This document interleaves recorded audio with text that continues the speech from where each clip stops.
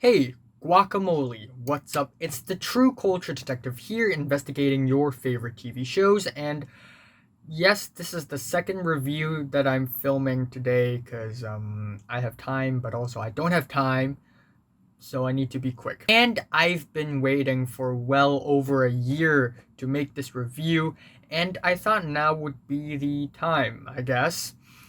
True Detective, Season 1 by Nick Pizzolatto, and every single episode directed by Kari Joji Fukunaga.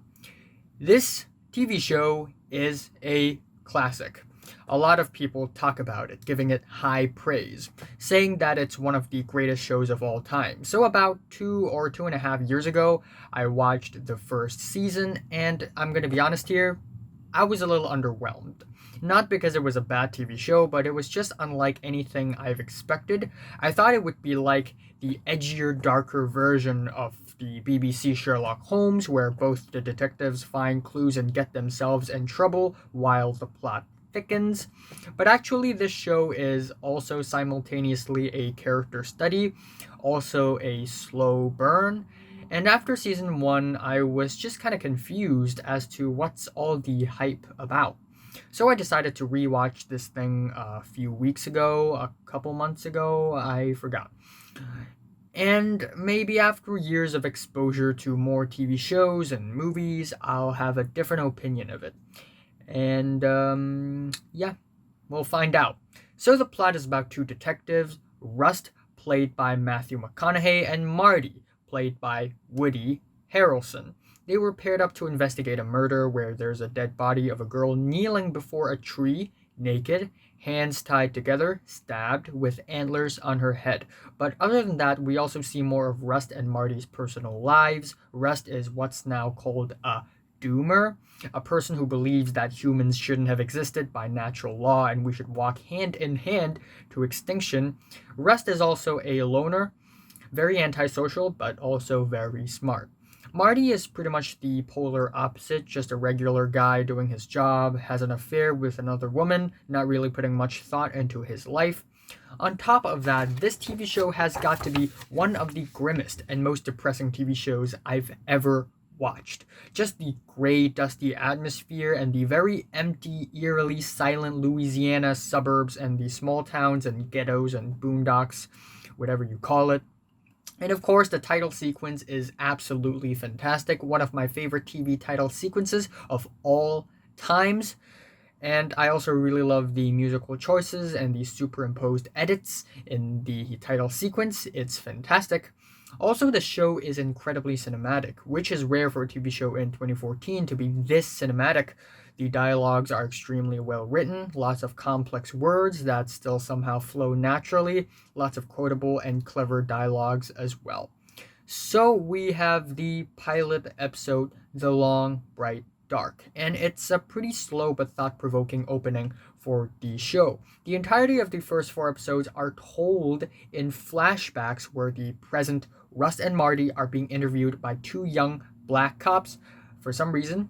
The first time I saw this, I didn't think this, but during the rewatch, I feel like the fact that they are being interviewed again after a decade is part of the mystery. Anyway, as far as the murder case goes, Rust deduced that the body belongs to a prostitute, so he went to a bar and asked around. Rust and Marty also went around the town and asked around, and they learned about the Fontenot girl, another girl who disappeared 5 years before, who apparently didn't disappear according to the police records, but she in fact did disappear. And it's strange that they would look into another case which doesn't seem all that related until the final shot of the episode, where we see the same handicraft appeared in the Fontenot girl's aunt's house, which was newly placed. I didn't think too much on the first time I watched it, but in the rewatch it feels way creepier. They also interviewed the victim's ex boyfriend, and he said before she died, she said something about the Yellow King and Carcosa. And there's that, and overall, even though it's a slow episode, it's a solid, promising opening. Then we have episode 2, Seeing Things, which initially is my least favorite episode of season 1, and right now, still. After the rewatch, I just don't think it's that great of an episode. The pacing of this episode is incredibly slow and indulgent. The entire first half focuses on Rust and Marty's personal lives. Marty has an affair with Alexandra Daddario, while Rust reveals that back in the day he worked as an undercover narcotics police and kept doing drugs every day 24/7, which made him have hallucinations and visions. The tone of every single scene is both depressing and a little toxic, which is actually kind of nice. Not a single character in this TV show are not having an argument or any conflicts with anyone. Everybody's just being mean and cold-blooded. That or being stereotypical and predictable in a bad way. This really creates a toxic tone in the atmosphere paired with the slow, dreadful pace. Watching this show is like gulping down bitter, condensed espresso nonstop. There are a couple of eerie leads on the case. First, there's this ranch that Dora went to before she died, which then leads Rust and Marty to this church in the middle of nowhere that is burnt down and abandoned. And there was a drawing of a naked girl with antlers on her head on the walls of the church, which is really scary. Again, everything felt very broken and dead. Every single character has something ugly or filthy going on. The dialogues are poetically messed up. I like the tone of the episode, but it's still not very intriguing to me. But over to episode 3, The Locked Room, which I think is slightly more entertaining than the previous one. I guess what I got from this episode was equal parts a promising follow-up to the Dora Lang case, a helping of the doomer philosophy of Rust Cole, and Marty's very stereotypical middle-aged husband having an affair life. This episode started off with Rust ranting about religion, how people believing in fairy tales because they think they're gonna get a divine reward is stupid, which isn't completely agreeable, as we also hear Marty's opinions on the matter of religion as well, saying that it's community good. And the episode book ended with present day Russ doing one of the darkest monologues I've seen on television, saying that these dead victims of this serial killer actually are relieved and relaxed at the very last moment of their lives, since they realized that all their past life, their love, and their loss are just illusions. I'm thankful that I'm not such a doomer like Rust, otherwise I'd have a really difficult time living. I'd rather fool myself every day just to live a life like other people so that I can obtain happiness even though it's cheap. And still, we get a ton of scenes with Marty and his family and his affair, which I don't quite get. But I start to feel that it's almost a polar opposite comparison to Rust's very simple monastic life and his views on life. Well, not monastic, but very simple, very plain and mundane. And maybe these scenes just amplify how depressing the nature of living can be because of how meaningless life is, or according to Rust anyway. Again, I want to exclaim how poetically and beautifully written the dialogues are on every single episode of this season. The vocabs being used are intricate and articulate, mixed with the slangs, the idioms, and the jargons applied in metaphors and symbolisms and odd sentence structures. I had second thoughts about moving to USA because at one point I was afraid that everybody there is going to speak this way. It's like a puzzle to understand what the characters on the show mean when they speak. And following up on the Dora Lang case, they found a pastor giving sermons under a huge tent, and everyone around pointed towards this tall man with a scarred chin who spoke with Dora. But then we have Russ digging through the database, finding another case where the death is similar to that of Dora's, thus connecting the dots. Maybe this other girl's boyfriend may also be the killer of Dora. And then later it turns out that they're connected and he has a criminal record, so it builds up to episode 4. Who goes there? The highest rated episode on IMDb, and I can see why. This episode mainly splits into 2 parts. One part being Marty's life falling apart, and another part being the follow-up to the Dora Lang case. For the former, while again, I don't really care for Marty's marriage life all that much, but some serious emotional drama takes place in this episode, and not only are the performances good, but I think the story in general is saddening enough to make me feel for Marty's character almost, but then again, he kind of had it coming, I guess. But the crown jewel of what makes this episode great is the last 15 minutes or so. Basically, Marty and Russ spoke to Charlie again, who was the ex-boyfriend, ex-husband of Dora Lang. His cellmate was Reggie Ledoux, who was the lead suspect of the case now. But in order to find Reggie, they had to find his they had to find Tyrone Weems, but to find him, they needed to find his girlfriend first. So after the conundrum, Marty found Tyrone Weems and he revealed that he also doesn't know where does Reggie Ledoux live, but he knows that he's cooking meth and LSD for a notorious bike gang called the Iron Crusaders. And for the last 15 minutes or so, Rust plays an undercover and went to the Iron Crusader's base, pretended that he's there to make an offer, and wait for the golden opportunity when he's alone with his former friend in the gang who still thought he's a legit gang guy but doesn't know he's a cop, then just drive away. Except it's like one of those Quest video games. If this guy had to agree to Rust's new trade deal, Rust had to do this stash house robbery with him and 3 other guys. It's dangerous, it's risky. And I guess the reason why I didn't enjoy this scene all that much the first time I viewed it is because I didn't know how high the stakes were.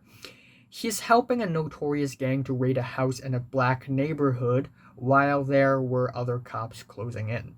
Of course, we get the crazy, immaculate long take at the end, which just adds onto the tension of the climax, and it was a really impressive ending to the episode. Then we move along to episode 5, The Secret Fate of All Life, and holy shit.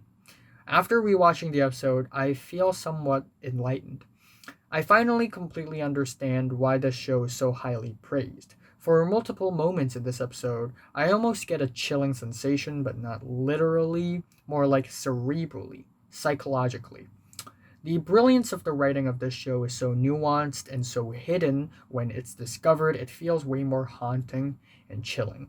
This is also the turning point of the season where the Dora Lang case was thought to be solved in 1995. Then we quickly fly over the next 7 years, the so-called good years, and then from 2002 to 2012. It seems like it's all over, except when we examine everything closely, something's wrong, but no one is quite sure what it is. Throwback to 1995, they followed Duval Ledoux to his base where he and Reggie Ledoux cook drugs and abduct little girls. Rust and Marty arrived and things happened. But they didn't quite unfold exactly the way they described these events to the 2 black cops in 2012. In other words, they lied, but for the better. However, what stuck to me was Reggie Ledoux saying, "Time is a flat circle," just over and over and over again. And back then, Russ was not into his blabberings. And then in 2012, Russ spent a lot of time explaining the whole theory that time is a flat circle, and that from the viewpoints of entities that can see in the 4th dimension, who of course can look at the past, present, and the future all at once, see that we're all doing the same things over and over and over again. We're trapped in history, and after we die, we'll live the same life all over again. We also have an incident a few years after 95. Some random guy told Rust during an interrogation that the Yellow King is still out there, still killing people, and that Rust and Marty didn't catch him in 95.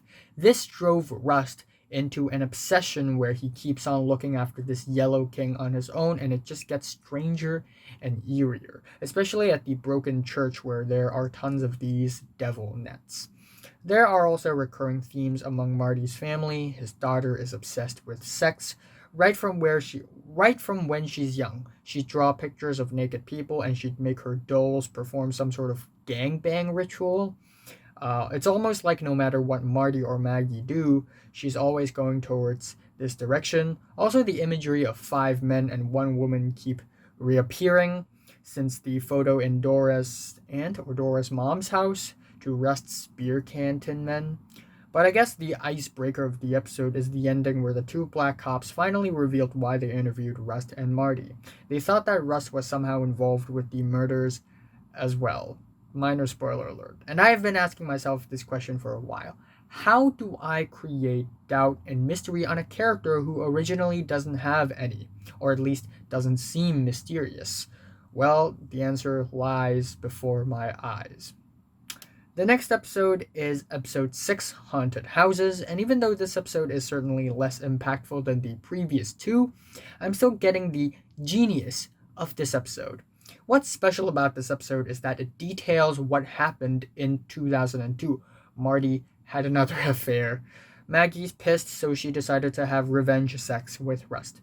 At the same time, Rust was still going around investigating the Yellow King case, and his boss was really upset about that and suspended him. Rust ended up quitting the job after Marty fought him. First of all, again, the scenes are incredibly well written. You can feel the tension in the air when Rust talked to the Reverend Billy Lee Tuttle, who is obviously the big boss behind all these children murders. And we also have the fight scene at the end, and even though it's an action scene, there's still a lot of symbolism working behind it. How for Rust threw one punch for every 5 punches from Marty, and also how Marty was the one ending up hurting himself the most. The scene where Rust revisited a girl whom he rescued back in 1995 was creepy, and it shows that the tall scarred man, aka the Yellow King, was still out there. And of course, Maggie was being called in for questioning by the two black cops as well, and she also lied about the whole affair thing. The altercation and the ending of the episode sees a reunion between Rust and Marty after they got interviewed, and it's a good ass reunion. For the penultimate episode, we have episode 7, After You've Gone, and it's a really bold new direction for the show. It takes place in 2012 when Rust reunited with Marty, Marty reunited with Maggie, and Maggie also paid Rust a visit. It's basically the epilogue of the whole Rust, Marty, Maggie deal. And it's both refreshing and also saddening to see all these people mature and live such plain and mundane lives. There's a super duper depressing sequence where Marty and Rust talked about how they spent their last decade and they basically worked and slept and ate, rinse and repeat for 10 years straight. Life without a purpose, without a dream, is incredibly depressing, but I guess people tend to lose their drive when they get old. Anyways, Rust knew all along that the whole Tuttle cult is still out there killing children, and he proved it to Marty. The final nail in the coffin that persuaded Marty that Rust was right and he needs to help Rust is the videotape Rust found when he broke into a Tuttle house and opened a safe. That vigorous reaction from Marty felt genuine, and it's scary as fuck. But just as scary and creepy would be what Rust and Marty found afterwards. They talked to several people trying to look for the ID of the man with the scars. They talked to a Ledoux who confirmed his real. They also talked to this old black woman who worked for Billy Lee Tuttle's dad, Sam Tuttle. She confirmed that the scarred man's family name is Childress. And then Russ showed her pictures of the devil nets, and suddenly the old woman looked like she was possessed, and started talking about Carcosa and how death wasn't the end of it, and rejoice. And at the end, Rust and Marty took Steve Geraci to a boat because Steve, a former cop whom Rust and Marty worked for, had more info on the Childress family, and that leaves a cliffhanger. But on the real last scene, the ultimate killer, the big boss, was finally revealed, and that was a great revelation because the revelation had already happened on episode 3, but it's so subtle and nuanced, and we are given a closer look this time. And alas, it's episode 8, Form and Void, and in my first viewing, this was my favorite episode. And after the rewatch, it still is. I can't find a better episode that balances between the nuanced, dark, atmospheric moments and the suspenseful, chilling action moments. The climax of this episode is absolutely gruesome, and still, even when I'm rewatching and I know the ending, my heart was pounding really fast, and I felt deep fear. The episode didn't open slowly as well. We get a closer look on the killer's personal life and his girlfriend, which is of course somehow related to him because we're in the South, boys. But I got mad props for the production design team because they have successfully made one of the scariest and most claustrophobic and disturbing houses I've ever seen. The entire house is laced with creepy broken dolls, dirty clothes, weird stuff, occultist crayon drawings, devil nets. It's fucked up to the core. And now that I've rewatched it, I realized that the girl the killer was with was Ann Dowd. Holy shit. Great actress. Has range. And then for the next couple of scenes show Marty and Rust showing Steve the videotape and sort of sweat him, but later on Marty figured out that the killer had green ears because he painted a house in green. They tracked the house location, then the previous house owner, then the husband of that owner, then to his tax records to find the killer's name, thus his address. And from the halfway point of the episode, it's the climax scene, and again, it's even more suspenseful to rewatch. There's no signal there, and if anything happens, they can't call for help. I also love the ending where Rust finally broke down and showed his true colors to Marty, and it's a happy ending, but it also reeks of dark, chilling energy. So yeah, spoiler alert. Why not? If you haven't watched True Detective, skip it. Skip to the end. See the score. Check out the score. Look at the description. So, the killer, William Childress, lured Rust into Carcosa, which is this really weird maze in the trees behind his house, weaved by branches and leaves and old children's clothes and skeleton bones. It's a strange, hypnotizing mess because only someone with a truly fried brain can build something like this. Then Rust entered a spacey room and he suddenly saw this image, like a newly formed galaxy in space, and he got distracted and Childress stabbed him from behind and raised him up. Marty came and Childress threw an axe at him. As Childress was about to axe him again, Rust shot Childress. That was fucked. And at the end, Maggie sees Marty again with their two daughters. It's coming full circle, like a flat circle. And the last scene is Rust breaking down in tears and saying that he thinks the light is winning against the dark in the sky.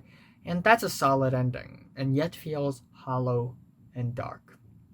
So, overall, upon rewatch, I finally get why people are so over their minds about True Detective. Originally, I probably would have given it a strong 7, but now that I've understood it better and appreciated the nuance and the subtlety of the story, as well as the very dark and depressive tone, the score hit raised. The performances are top-notch, Matthew McConaughey and Woody Harrelson giving their best performances of their lives. The dialogues are definitely the best of all times, hands down. I'd say maybe even better than that of Mad Men's or Mr. Robots, judging by how philosophical and deep yet realistic and natural the lines are. The cinematography is cinematic, yes.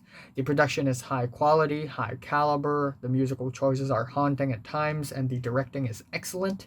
Cary Joji Fukunaga and Nick Pizzolatto really nailed it. I also really appreciate the complex character portrayals and how they change through time.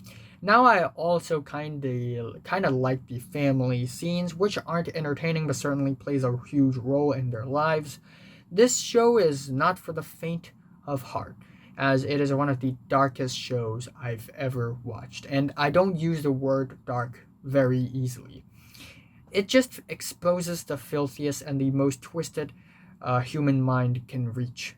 My favorite episode is the finale, and my least favorite is episode 2, Seeing Things.